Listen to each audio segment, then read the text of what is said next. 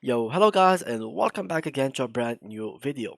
In today's tutorial, I will show you how you can actually add calories inside of your MyFitnessPal application.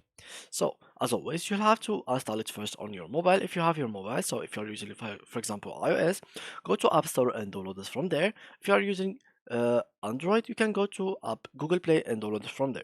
If you are using PC like me, you go to any browser, like for example Google Chrome, and go to the URL section and open myfitnesspal.com from there. Now this page will not be able to open for you yet.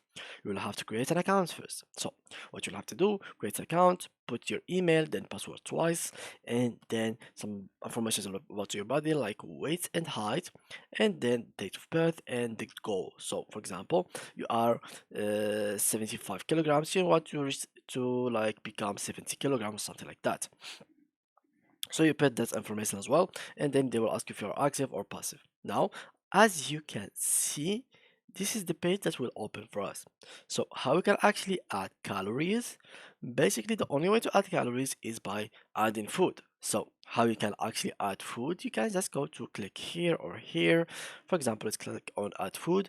And as you can see, this is the meal that I have been eating, for example, in this day. So let's say that you wanted to add something for breakfast, so you can click on add food here, and let's say that we have eaten a pizza in breakfast. So yeah, let's eat a pizza in our breakfast. So let's search for pizza, and here we will choose, for example, Pizza Hut, and here it is, add food to diary, and here it is. So now what I'm going to do is go back here, and as you notice, the amount of calories remaining has become lower because the food that I've eaten has become more. So yeah guys, that's how you can actually add calories to your MyFitnessPal. I hope you enjoyed this video. Thanks a lot for watching and see you in the next tutorial.